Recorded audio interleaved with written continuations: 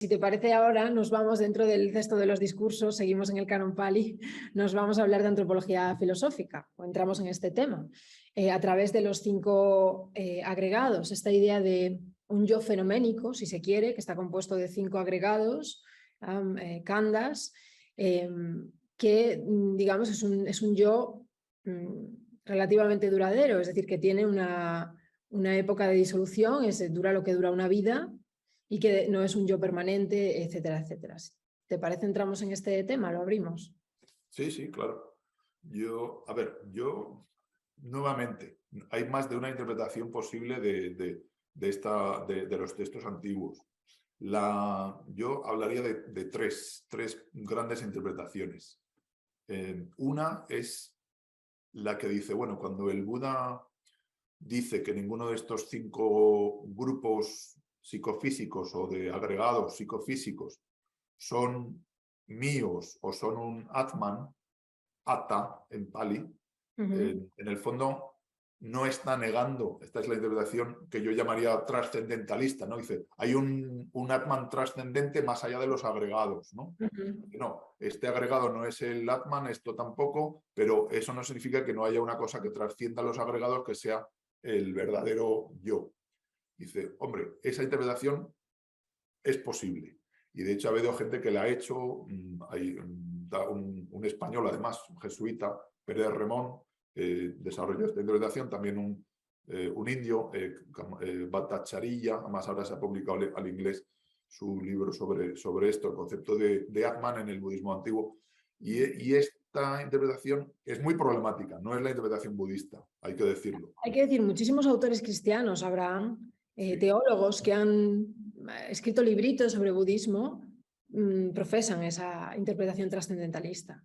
Por eso decía que no es la interpretación budista. Las tradiciones budistas no, son un poquito alérgicas al concepto de Atman, incluso si utilizan cosas parecidas a lo que se podría llamar Atman, porque el concepto de naturaleza búdica, o concepto de Tathagata Garbha, la semilla del Tathagata, todo esto se puede comparar al Atman, pero siempre hay la tendencia, el budista va a decir, no, eso no es el Atman, ¿no? Incluso en el Lankavatara Sutra se dice que cuando se utiliza el concepto de Atman, en el fondo se enseña el Atman, pero con la finalidad de trascenderlo, o sea, que para que la gente no tenga miedo y que, en fin, que los propios budistas que utilizan el término de Atman lo hacen para superarlo al fin y al cabo, pero al final acaba en una especie de realidad que es muy parecida a lo que las tradiciones hinduistas llaman Atman. Pero bueno, entonces vuelvo atrás. La interpretación trascendentalista, que no es la que predomina en el budismo, luego la interpretación Theravada, que es lo que llama mucha gente reduccionista,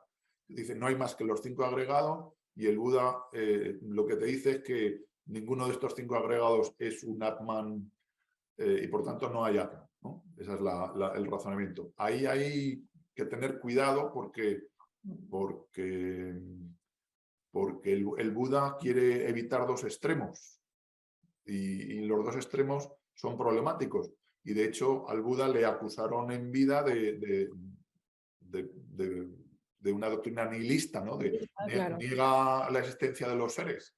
Y él dice, no, dice yo, eso es una mala interpretación de mis enseñanzas. Yo siempre me he limitado a enseñar el sufrimiento o insatisfactoriedad, dukkha, y la cesación, el cesar de esa insatisfactoriedad, dukkha o sufrimiento.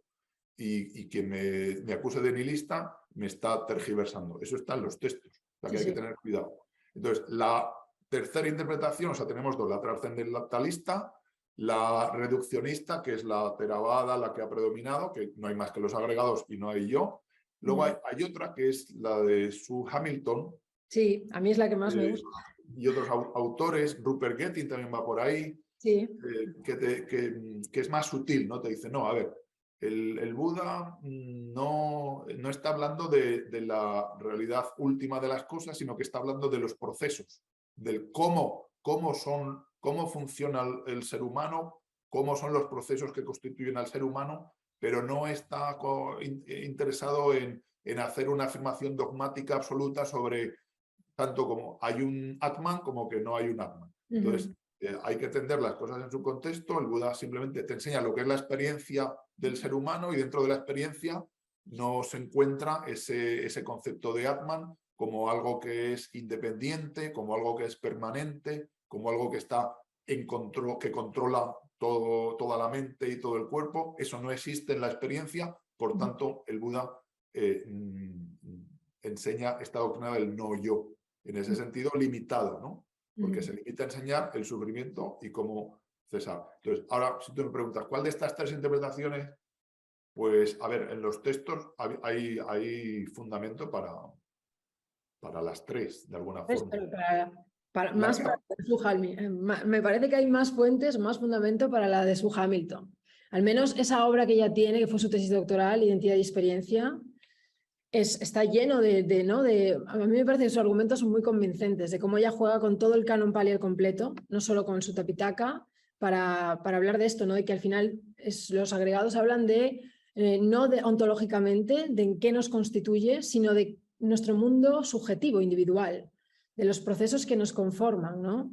Y cómo Loka muchas veces, que es otra forma con la que se llaman los agregados, no es mundo exterior, sino es el mundo individual subjetivo de la persona. Bueno, ahí hay temas interesantes en la obra de Sue Hamilton. Es muy interesante. A ver, es un tema que se puede debatir y que se puede estar hablando. A ver, yo personalmente tengo mis ideas. Sí, compártelas, por favor, Abraham. Pero, a ver, el problema está con el texto que compara a los agregados a las partes de un carro, ¿no? Dice, bueno, pues de la misma forma, el texto viene a decir, de la misma forma que hablamos de carro cuando tiene las ruedas, el eje, tal, y juntas las partes y utilizas el concepto de la etiqueta carro, pero la etiqueta carro no tiene realidad al margen de las partes, solamente existen las partes. Entonces, cuando hablamos de un yo, de un Atman, de Ata, es simplemente conceptualmente, es un nombre, es algo que no tiene realidad última. Ese es el texto clave. Entonces, yo creo que los budistas están de acuerdo en que no tiene realidad última, eso está claro, eso nadie lo discute. Que sea lo que sea el carro, o en este caso la persona, ¿no? el Pudgala o Pugala, no tiene realidad última, eso está claro. Incluso los Pudgalavadines, la escuela esta filosófica budista que desarrolló el concepto de persona de Pudgala, ellos no defendían que ese Pudgala tuviera una realidad al margen de los agregados. Ellos decían, no es ni lo mismo ni tampoco es diferente. Entonces, claro, los Theravadines y los otros budistas que los criticaban decían, bueno, entonces, ¿qué es? Si no es, en la lógica budista, o es lo mismo o existe aparte. Entonces, que te digan que no es ni una cosa ni otra, pues claro, eso hizo que los refutaran, ¿no? Pero yo soy de la opinión que los Pudgalavadines estaban diciendo algo verdaderamente profundo. Y es que la combinación de las partes a veces produce constructos, produce propiedades del todo que no son reducibles a las propiedades de las partes. Y yo creo que de alguna forma el Theravada eso y muchas tradiciones budistas eso no lo desarrollan como debieran, ¿no? O sea, yo creo que los Pudgalavadines han sido muy incomprendidos. Y yo creo que, vamos, esto es hipótesis, ¿no?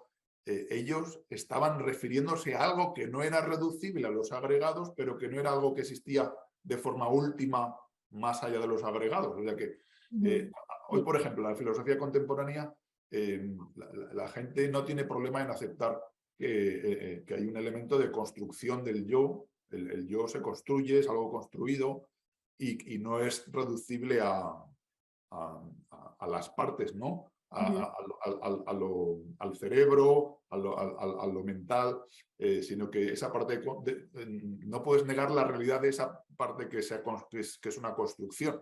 Yo creo que mientras no absolutices esa construcción, no veo problema en aceptar que hay un elemento de persona, llamarlo, yo no lo llamaría Atman. Bueno, todo esto es muy complicado, no nos vamos a meter ahora en estos berenjenales, pero yo creo que hay que evitar absolutizar y que la propia tradición budista tienes la versión reduccionista y luego tienes la versión que hay una especie de realidad trascendente, llámese la clara luz, el verdadero yo, lo que es la naturaleza búdica, que de alguna forma, o los agregados no contaminados, hay distintas terminologías que te permiten hablar de algo más allá de los agregados. Pero desde luego, eso, el Buda no creo que aceptara eso. El Buda guardaría silencio y creo que hay que respetar el silencio del Buda a ese respecto. Si uno quiere ser un intérprete serio, ¿no? El Buda no va más allá de ese fenomenismo que tú describes O sea, Sue Hamilton sí tienen razón en alguna cosa, pero también hay problemas con esa interpretación que no vamos a entrar. Pero, bueno, está claro que el Buda nunca dice explícitamente, al menos en los textos no se recoge explícitamente que no existe el yo. Es que... sí, no, el verbo que se utiliza es no se obtiene, no se conoce. Claro, no se conoce un yo que no genere sufrimiento, que sea permanente, etcétera, etcétera. Pero... Sí, claro, pero es que también hay otros textos, te digo que es complicado, porque hay otros textos que dicen que cualquier doctrina que desarrolle sobre un Atman que no produzca sufrimiento, eso no existe. No existe, exacto, eso Claro. sí se dice, pero no, lo que no hay como tal es un decir no hay yo, o sea, hay Claro, una... porque eso sería el extremo del nihilismo, es que Claro. el Buda quiere hablar en términos de causas y condiciones, en términos de procesos y no en términos de agente sustancial Ontológico. o de un... Perdón. Tampoco habla, digo, en términos ontológicos. Es decir, Claro. claro. Bueno, yo tendría mis problemas porque es que ontología, ¿y qué es la ontología? Yo es que es mi problema con la interpretación esta de Hamilton y de Getting es que el Paticca Samutpada, surgir en dependencia, sí que es una doctrina ontológica. Ya, Y, claro, pero Hamilton no la interpreta así, pero bueno, esto ya claro, sería entrar en... Vamos a quedarnos con sí, los agregados, si te parece. claro, sería hilar demasiado fino. La cosa Sí. es que está abierto a varias interpretaciones, pero la que ha predominado es la que afirma que no hay nada más que los agregados y que no hay que ver a ninguno de estos agregados como mi yo, como un Atman o como lo que es mi identidad, sino que uno tiene que trascender esta forma de pensar sobre lo que constituye la propia identidad. La identidad no se niega, o sea, los budistas, y ni siquiera los que defienden esta interpretación, no dicen que no tenemos identidad en términos absolutos o que no hay un agente responsable de las acciones. No, eso lo que pasa que es un agente o un yo convencional, condicionado, que surge y cesa, o sea, que es dinámico, fluido. Eso es lo que dirán. En eso están todos de acuerdo, ¿no? Que sea lo que sea que somos, no es algo permanente. Claro. Es algo independiente de condiciones. Y no es algo que está en control de todo aquello que experimentamos. Yo creo que ahí están de acuerdo todos los budistas. Sí. Y estos agregados que vamos a recordar cuáles son, ¿no? Un poco el cuerpo, los sentidos, así por encima, el de las sensaciones, la percepción, el agregado de la identificación también, las formaciones, ¿no? Mentales y luego la conciencia. Todos ellos con esta naturaleza no permanente que acabas de describir, cambiantes, dinámicas y que duran lo que dura una vida. O sea, es un yo que nos sirve para una vida, ¿no? Es convencional. Bueno, pero continúan, o sea, es un proceso que Claro. continúa a lo largo de vidas sucesivas, esa es la creencia tradicional, o sea, no solamente si terminaran o sea, ponerles un límite sería el extremo de nihilismo, eso el Buda lo rechazaría y las tradiciones budistas lo rechazarían. No, continúa el proceso, ¿no? Quizás las imágenes de un fuego que se expande o un río serían más ayudas visuales para comprender un poquito lo que los budistas están tratando de describir, ¿no? O sea, es un fluir, es como las aguas de un río que no son siempre las mismas, están siempre cambiando, lo cual no significa que una gota de agua en el momento X tenga que estar existiendo en el momento Z. No, o sea, pero sigue el río sigue. Entonces, el flujo de los agregados de los componentes psicofísicos también continúa, no solo en esta vida, sino en vidas sucesivas, ¿no? Esa es la creencia tradicional, obviamente. y proviene de vidas anteriores. Esa es Claro. la otra parte de... De hecho, Buddhaghosa, comentando el ejercicio de contemplar, bueno, de recordar las vidas pasadas, él describe en un momento dado, en el Visuddhimagga, él describe qué es recordar una vida pasada. Bueno, hay que recorrer los agregados hacia atrás, dice él, ¿no? Entonces, tiene que ver con esto que dices de esta difuminación que no termina netamente o nítidamente de una vida a otra, sino que continúa. Claro. Yo creo que la clave es entender, a ver, por qué los budistas dan tanta importancia a esto. Y yo creo que es algo que es fácil de ver, ¿no? Pero uno tiene que ver el contexto. El Buda se encuentra en un contexto de muchísima pluralidad filosófica. Hay muchísimas doctrinas sobre el Atman y había mucho debate. Y era debate que no se resolvía. Vamos, en la descripción de las 62 doctrinas, ¿no? En el primer sutta del Digha Nikaya, que es donde se describen más o menos las doctrinas que predominaban en la época del Buda, ahí hay una variedad de concepciones sobre el Atman, que es infinito, que es infinito, que es inconsciente, que es inconsciente, que es inmaterial, que es inmaterial. Entonces, el Buda que vio eso, pues digo, a ver, vamos a evitar entrar en ese debate interminable porque no vamos a resolverlo, vamos a centrarnos. Por eso la limitación de la enseñanza a lo que es el dukkha y el cesar de dukkha, sufrimiento y el cesar del sufrimiento.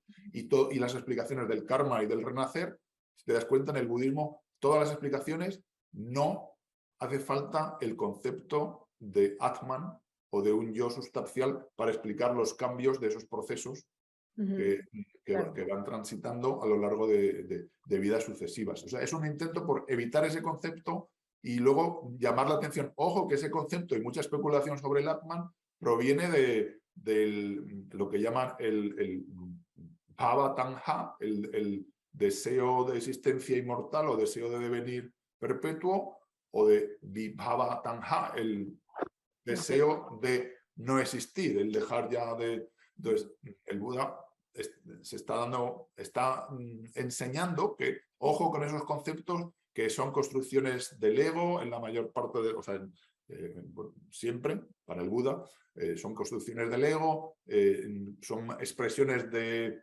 la presunción del yo y de lo mío, y uno si quiere alcanzar el despertar y la liberación tiene que ir más allá de esas presunciones y dejar de especular sobre uno mismo, tanto en el pasado, yo fui, en el presente, yo soy, o en el futuro seré, tal.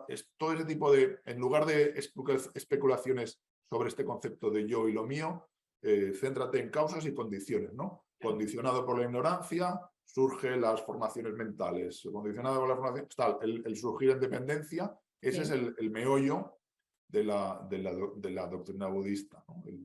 La originación en dependencia o surgir condicionado, como lo quieras traducir, paticca samutpada. Y en todo caso, esta idea de que la actitud correcta para con los agregados es verlos como esto no es mío, no soy, este no soy yo, etcétera, que se dice en varios discursos, y que es a mí me parece muy similar a esta especie de mantra que está en las estrofas del Sankhya. En la Karika 64 es este mantra de Nasmi Namen Aham, es esto, no es mío, no soy, no es mi yo. Entonces, la primera vez que me encontré esto en los textos del Sutta Pitaka, digo, pero esto es una enseñanza básica del Sankhya, o sea, aquí hay, no sé, me pareció curioso, ¿no? Claro, la diferencia, ¿no? Sí, está Que ahí la no hay similitud, purusha, claro. pero claro, no olvidemos que en el Samkhya presupone la existencia de un purusha, de una realidad espiritual. Los budistas no hablan en esos términos, no hablan de eso, ¿no? Sino que, como he dicho antes, lo que ha predominado es eso es lo único que hay. Solamente hay eso y uno se tiene que desapegar, desaferrar de ver cualquier cosa en la experiencia psicofísica como mi yo o como el yo o como algo mío. Y ese es el secreto para alcanzar el despertar. Sin presuponer una realidad última, absoluta, que es tu propia identidad, que es eso en el budismo del Buda no aparece claramente. Pero sí en budismos posteriores, obviamente, hay budistas que te dicen, no eres eso, eso no es tu Atman, pero está la naturaleza búdica, está tu verdadero yo, está tu... claro, eso ya se parece más a eso que dice el Samkhya, ¿no? Sí, lo más interesante precisamente de esto es que usan como las mismas estrategias para llegar a resultados diferentes. En la Claro. desidentificación, en un caso, pues para llegar a Purusha, en otro caso, precisamente para llegar al Nirvana y olvidarse de este tema de un yo permanente, duradero, etcétera, ¿no? Claro. Que es Pero es un... importante, perdona Raquel, es importante mantener las diferencias. Yo a veces las interpretaciones que se hacen por personas muy influidas por tradiciones hinduistas, es decir, mira, estos budistas no han entendido lo que quería hacer el Buda, lo han malinterpretado y no, No. yo creo que Eso- hay que respetar y cada tradición tiene su forma de hacer las cosas y no no sirve para mucho para mí decirle, no, os habéis equivocado, no habéis entendido al Buda. El Buda en el fondo lo que quería decir es que hay un yo trascendental tal que más allá de los agregados. No, entonces ahí te estás cargando muchas más Claro. cosas. Eso es muy serio y muy complicado, porque si eso es así, entonces podrías contraargumentar, bueno, entonces, ¿para qué se insiste tanto en el surgir en dependencia? ¿Para qué la clave de la filosofía budista, que es este surgir en dependencia, originación en dependencia, ¿para qué eso? Porque eso es el camino medio. ¿Por qué quien ve eso ve el Dharma? O sea, todo el énfasis que da el Buda sobre esas cosas, si la interpretación hinduista es correcta, te hunde, ¿no? Te destroza. Ya no, o sea, estás tergiversando y no estás respetando la naturaleza de las tradiciones budistas con esas interpretaciones. Totalmente. O sea, Yo las evitaría. caer en el trascendentalismo en el caso del budismo, a mí no me parece que esté justificado, no, no. Pero simplemente yo no quería caer en el trascendentalismo hablando del Sankhya y demás, sino que encuentro como una enseñanza que es esta desidentificación expresada en términos muy similares, aunque claro, en contextos muy diferentes, Sí, efectivamente. sí. No, está claro que hay paralelismos, sin duda. Luego, ¿qué te parece? Yo tenía pensado hablar de un agregado en concreto que a mí me fascina, que es el sañá, ese agregado al que se le atribuyen las funciones de identificar, también discriminatoria, pero también ciertos constructos, si se quiere, intelectuales. Por ejemplo, la capacidad de imaginar, de proyectar, también entra dentro de sañá, ¿no? Y Sí. su relación con la atención plena, con sati. ¿Te parece que hablemos un poco de esto? Sí, bueno, a ver lo que me acuerdo. Bueno, nosotros lo traducimos, pues yo lo traduzco por percepción, ¿no? Y pero percepción presupone la memoria y en ese sentido tiene que ver con sati, ¿no? Sati, que tiene que ver con, originariamente significa memoria. Entonces, si hubiera que clasificar sati dentro de alguno de los agregados, pues quizás colocarlo dentro de sañá, dentro de la percepción, sería lo más adecuado. Sin embargo, no es lo más habitual, porque lo habitual es ponerlo dentro del agregado cuarto, el de las sankara, el de Las formaciones. formaciones, o lo traducimos por construcciones intencionales, pero formaciones está bien. Es la traducción más normal en inglés, ¿no? Da igual, sankara. Entonces, ahí es donde la tradición budista lo pone generalmente. Yo creo que no es tan importante dónde lo colocas, sino cómo lo entiendes. Desde luego, sati presupone la función de la memoria, está claro, pero va más allá. El concepto de sati en el budismo obviamente tiene una función que no es reducible a la memoria. Ahora yo diría que tampoco es separable de la memoria. O sea, a ver, ¿cómo lo digo esto? Bueno, también, Sati, sí, perdón, perdón. dime. Digo que de alguna manera esa memoria que después está relacionada con la atención plena y la práctica de la atención plena, a mi modo de ver, se termina convirtiendo en una especie de memoria corporal. O sea, está todo hilado. O sea, A ver, yo no digo que no esté hilado, pero yo lo que diría es que, a ver, sati, ¿qué funciones desempeña en el budismo? Estamos hablando del budismo antiguo, sí, el sí. budismo primigenio de los Sutta Pitakaras. Ahí hay dos conceptos que se pueden traducir por atención, ¿no? Que es el manasíkara y sati, y los dos connotan la idea de atención. En el caso de... ¿Se oyen por ahí sonidos? No, yo te escucho bien. Vale. A ver si nos han hackeado. Entonces, Sati obviamente tiene una función que presenta a la conciencia las cosas, pero las presenta de una forma para ser examinadas, ¿no? La función de Sati es tomar conciencia de algo y ponerlo ahí de forma como una mesa de operaciones para que la sabiduría de alguna forma lo analice y lo diseccione, ¿no? Y Manasícara también tiene que ver con eso, que Manasícara en el Abhidharma se limita a ser la atención inicial, pero en los suttas Manasícara, cuando aparece junto con Yoniso Manasícara, es decir, la atención apropiada, inapropiada o atención sabia o no sabia, ahí tiene un significado más profundo. Y de lo que se trata es de ver las cosas y verlas adecuadamente. Y para verlas adecuadamente tienes que recordar. Claro. Por eso el elemento de Sati, propiamente entendido, es inseparable de la memoria, porque si simplemente estás viendo, poniendo el foco, ¿no? O sea, Sati es como el foco de la luz ahí para ver bien las cosas.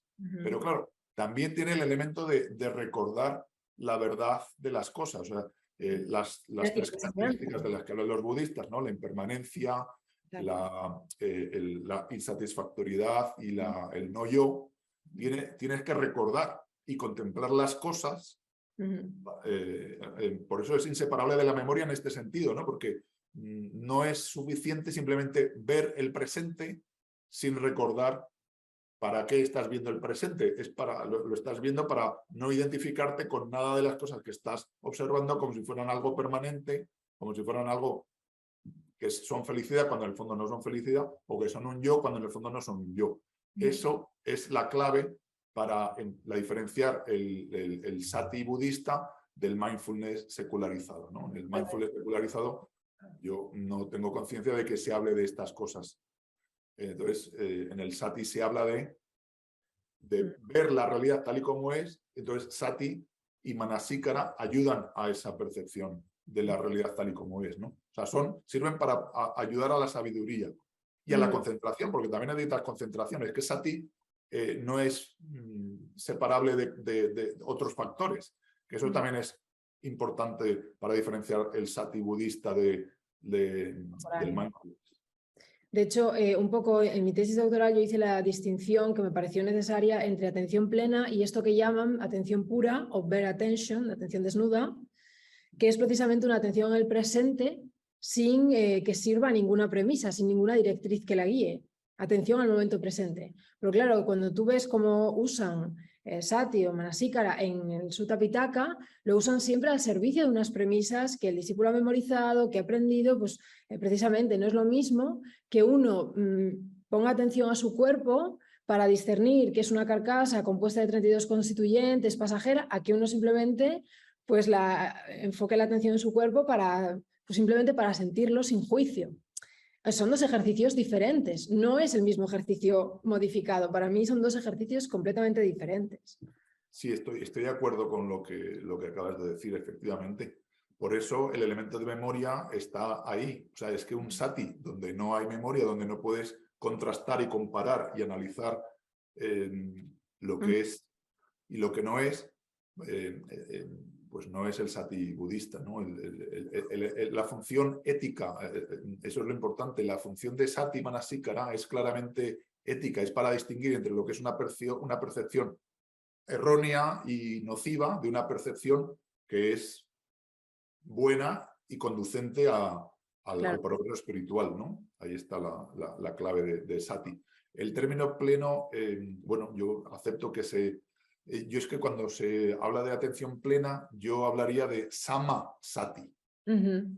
Eso sí que es atención plena, ¿no? Porque sama connota también puede significar plenitud, perfección, no solamente correcto o recto, ¿no? Entonces, para mí, sama sati es la atención plena. Pero cuando solo traduzco sati, simplemente pongo atención. Pero vamos, yo entiendo que mucha gente, Dokusho Villalba, habla de atención plena simplemente para traducir sati, y es bastante común en castellano, así que, pero bueno. En inglés también, Mindfulness, sí, sí, claro, es Claro, que el claro, problema es que viene de la traducción del inglés, viene de pero, mindfulness, o sea, no traduces del Sati eh, del Pali, sino que traduces del inglés mindfulness, entonces ujú, el ujú, fullness es el pleno, ujú. pero es Eh, el, ajeno a ca- Sati, bien, el caso es que para llegar a ese samasati, pues hay muchas prácticas de distintas sati relacionadas, ¿no? Pues al cuerpo, a la respiración, etcétera. Entonces se entiende obviamente que todavía no es samasati, pero que es como una instrucción para llegar a esa atención plena. Es un poco la idea.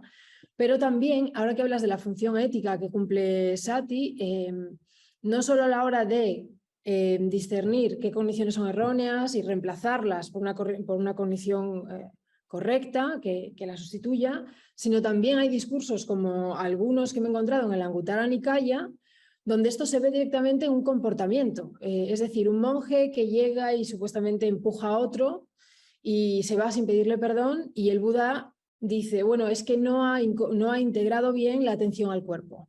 Esto está en un discurso. Entonces, ¿hasta qué punto la atención sati sirve no solo a directrices de la enseñanza, sino también a directrices éticas, ¿no? Sirve a premisas éticas. No está en el vacío, enseñada en el vacío.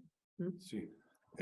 A ver, sí, lo que está claro que cuando aparece en los fundamentos de la atención, cuando se habla de los satipathanas, eh, donde aparece sati es en la atención a estos 4 fundamentos o 4 aplicaciones. Yo utilizaría ahora la traducción aplicaciones de sati, las aplicaciones de la atención.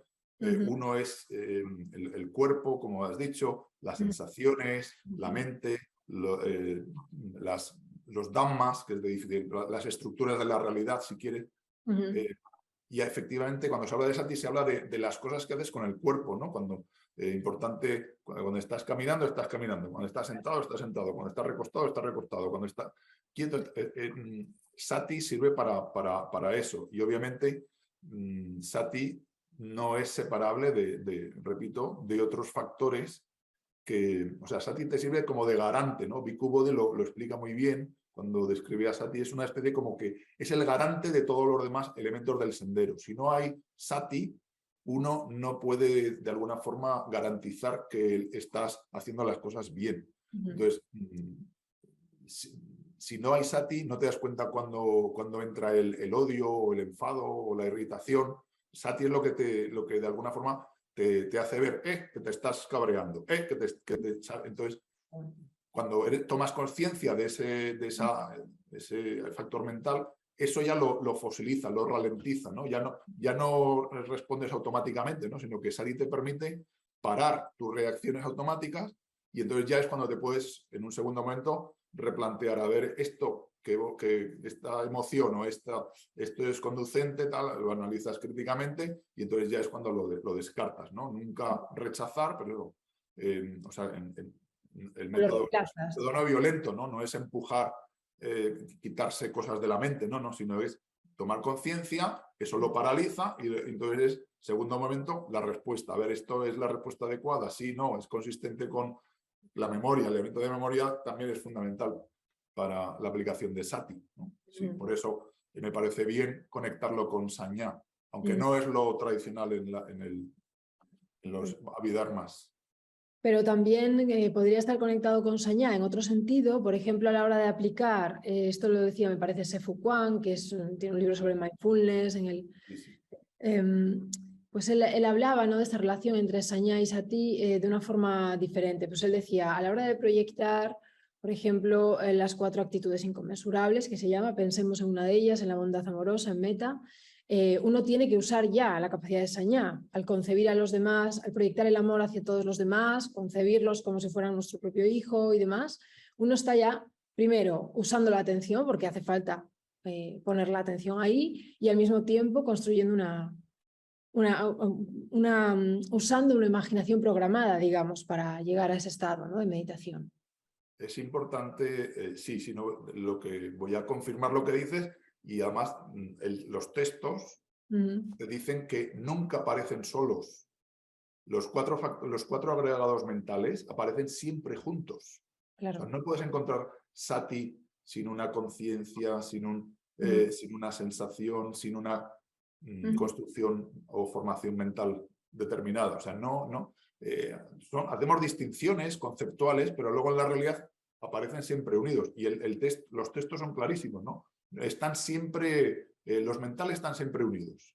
No puedes encontrar uno sin el otro. Entonces, Sati, pues normal que esté junto con una percepción, claro que sí. Tiene que haber una percepción, igual que tiene que haber una conciencia, igual que tiene que haber otra serie de... En la Abhidharma te habla de un montón de factores mentales, de chetasikas, ¿no? Los universales, ¿no? Que siempre aparecen en cualquier percepción. Uno de ellos es Manasikara. Manasikara, en el Abhidharma Theravada, es uno de los universales. O sea, que cualquier estado de conciencia tiene un elemento de atención. Manasikara, no de sati, pero un elemento de atención. Sí. Claro, yo creo que Se-Fu Kwan también va un poco más allá porque él cree que sati cumple una función como de impedir, a través de la atención, se impide que en el agregado sañá se degenere en una actividad de proliferación, de papancha sería, ¿no? De especulación, y que las cogniciones, las percepciones que hay en sañá sean todas correctas y demás. Entonces es como que sati está especialmente al servicio de sañá, yo me imagino que sobre todo al inicio de la práctica, donde hay tanto que depurar en los contenidos de ese agregado y en la forma de usarlo. Sí, a ver, eso también lo hace Yoniso Manasikara, la atención sabia o la atención adecuada o apropiada o con cuidado, que como lo traduzco ahora, cuidadosa, la atención cuidadosa, obviamente tiene que ver con el concepto de verdad, lo que se entiende verdad dentro del budismo, no confundir lo permanente con lo impermanente. Exacto.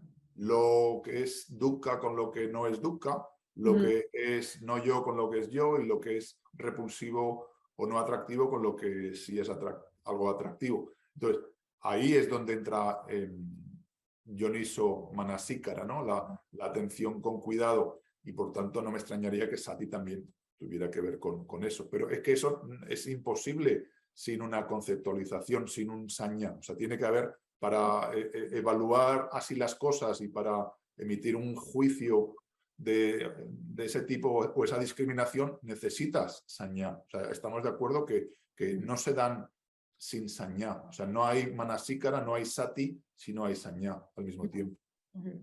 Y conciencia también, y me imagino que otros más, sí. Claro, pero también a la hora, por ejemplo, de focalizar esta atención junto al agregado de la percepción y la identificación, por ejemplo, en la ligereza, ¿no? Y de ahí vienen ciertos poderes como la levitación, esto lo habla Sue Hamilton, que está en el Digha Nikaya, como sañá está relacionado las capacidades de sañá bajo una buena práctica de sati, como dan lugar a ciertas habilidades o ejercicios psicosomáticos, o focalizar la atención en la luz, y de ahí deviene una mente y un cuerpo luminosos, por ejemplo, ¿no? Y esto lo relacionan con sañá estos autores, ¿no? Por eso me parece un agregado interesante, ¿no? Cómo perfeccionarlo con sati, obviamente, a base de sati. Claro, sí, indudablemente todos son importantes. Es verdad que sañá está poco estudiado y hay pocas descripciones en los textos más antiguos, la verdad, que eso es cierto. Pero bueno, pero entiendo que no hay unos, o sea, que se dan juntos y que por tanto... el problema es cuando la percepción se convierte en papancha, ¿no? O prapancha, ¿no? En fabricación, cuando empieza a multiplicarse innecesariamente. Yo creo que eso también tiene que ver con la moderación y con el control de los sentidos, ¿no? Uno tiene que aplicar sati continuamente a esas percepciones que tiene. Si es que para mí no puede haber uno sin el otro, ¿no? Si no hay sati acompañando a la percepción, pues la percepción se convierte en proliferación, en prapancha, en papancha, y ahí es donde aparecen los conceptos que son problemáticos para los budistas. Por eso es importante sati, ¿no? Para la voz de alarma, un poquito también es como las señales estas de alta velocidad que pone recuerde 60 pues sati es un poco como eso, cuidado, recuerda, ¿no? Es un poco el elemento de cuidado y el elemento de recordar, que a más de 60 no puedes ir. O sea, que esto si continúas especulando por ahí o desarrollando esa percepción y añadiendo cosas, se va a convertir en algo que es problemático y conducente a tu infelicidad. Por eso, ya retomando una cuestión de antes y ya para ir concluyendo, por eso yo antes hablaba de ese freno que le ponen a la acción. A mí me parece que aunque sigan actuando las monjas budistas en el mundo, obviamente, y por el bien del mundo, como que la acción tiene un freno, no puede contraer deudas inesperadas. Y la forma que hacen de que esto sea así, para mí es a través de la atención, de una sati perfeccionada, obviamente, que sería pues todos estos ejercicios de cuando camino, cuando hago esto, estar aquí en el momento. Si tengo esta cognición errónea, como tú has dicho, la analizo, la reviso, etcétera, etcétera. Claro, esto hace que como que tu vida se convierta en un ritual individual e interior, o sea, la estás ritualizando, a mí me parece, a través de esta maestra de ceremonias que es la atención.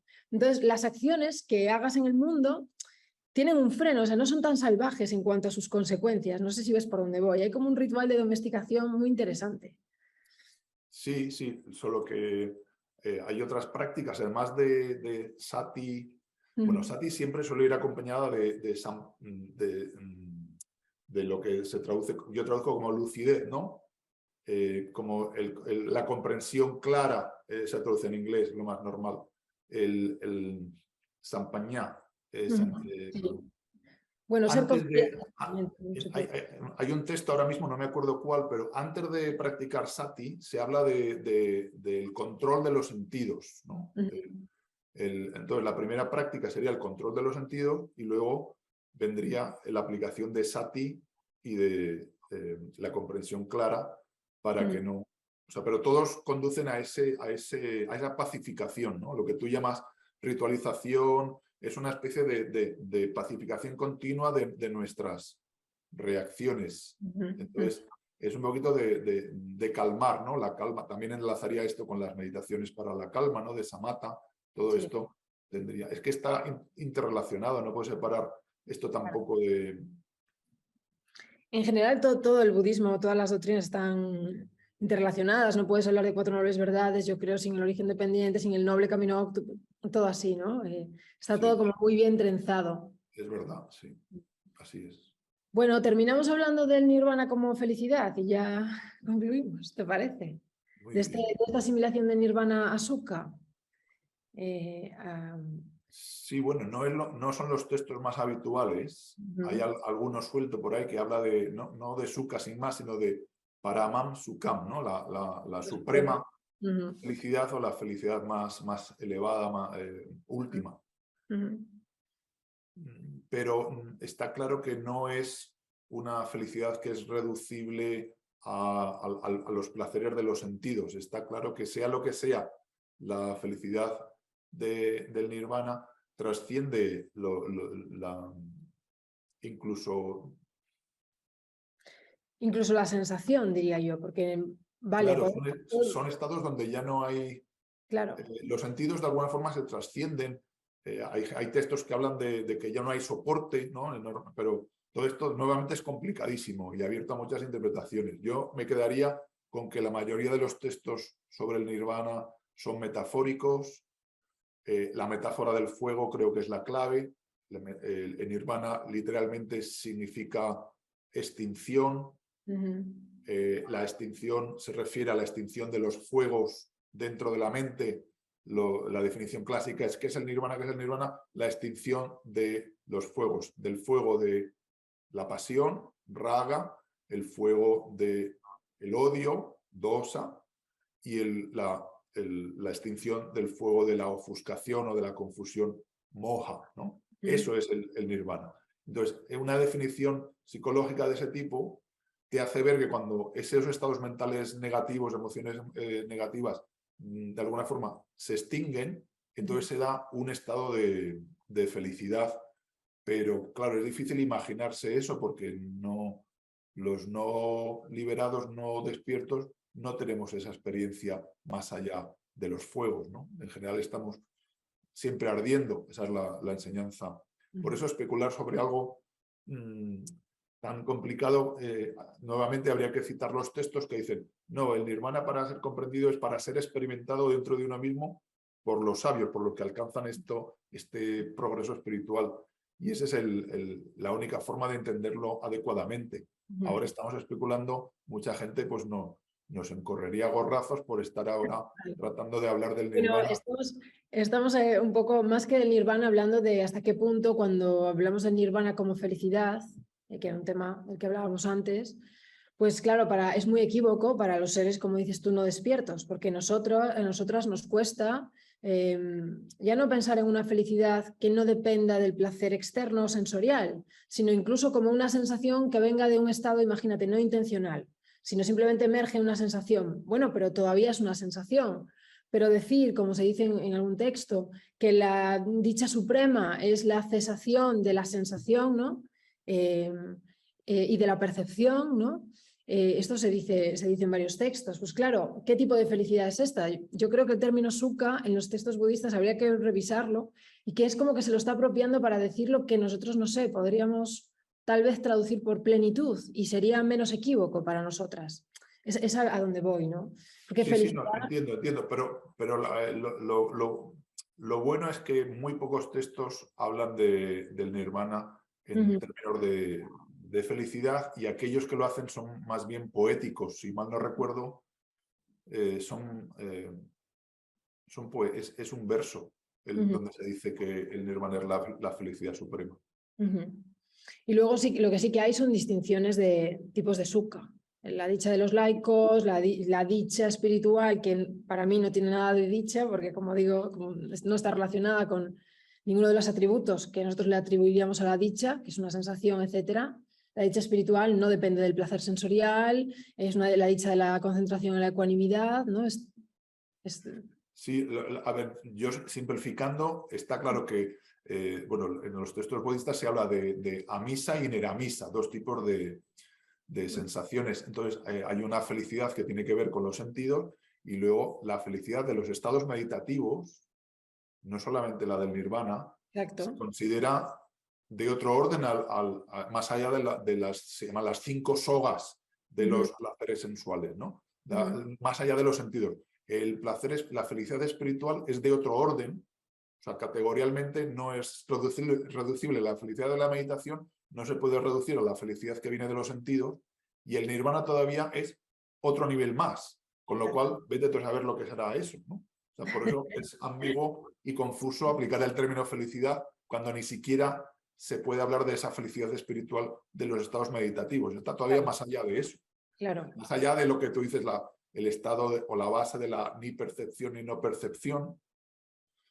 También tiene que ver con la tranquilización o la calma de todas las construcciones intencionales o todas las formaciones kármicas. ¿Eso cómo lo concebimos? Es que no... Claro. ¿Cómo nos lo imaginamos eso? ¿Qué será? Pues cuando lleguemos, sabremos. Cuando llegue. Por eso yo creo que el uso del término sukha, que haya usado ese término en los textos, no sé, habría que revisarlo, ¿no? Porque tendemos a traducirlo como normalmente sería, que es felicidad o dicha, pero claro, entre comillas, atendiendo al contexto, ¿no? En el que aparece y cómo se describe. Estamos de acuerdo que no es... pero lo mismo podríamos decir de muchos términos que solo metafóricamente se pueden aplicar a nirvana. Y creo que quedándonos en ese tipo de discurso metafórico, acertamos. Si le queremos dar una mayor precisión a lo que es una metáfora, erramos. Total. Entonces, quedarse con que son metáforas, incluso decir que es felicidad, es una metáfora. O es un refugio, es una isla, es muchas cosas el nirvana, ¿no? Hay una lista de sinónimos en el Samyutta Nikaya que muchos son de carácter psicológico, pero otros son la no enfermedad, lo que no muere, lo que no nace, o sea, negaciones. También está el lenguaje apofático, ¿no? Negativo, que tampoco te está diciendo algo positivamente, sino que te está diciendo no es esto, no es lo otro. Claro, lo del neti de las... ¿no? Sí. Bueno, Abraham, yo creo que hemos hablado de muchísimos temas. Se nos han quedado, por supuesto, algunos, porque este tema es ya solo el Canon Pali, el principio del budismo primigenio, como veis, da para muchísimo, podríamos continuar. Y ya nos cuento si siguiésemos, ¿no? Profundizando en los budismos que surgieron a partir, ¿no? de de la muerte de Buda y demás, ¿no? Bueno, pues Abraham, muchas gracias. Nada, un placer, encantado de estar con vosotros y vosotras, y espero que os haya servido para algo. Y bueno, encantado de haber podido conversar contigo. Y invitaros a leer las obras de Abraham. Os las voy a dejar en el enlace de este vídeo para que las veáis, para que podáis adquirirlas. Y seguimos hablando, Abraham, a ver si organizamos otro encuentro y la segunda parte de esta temporada. Venga. Hasta pronto. Hasta pronto.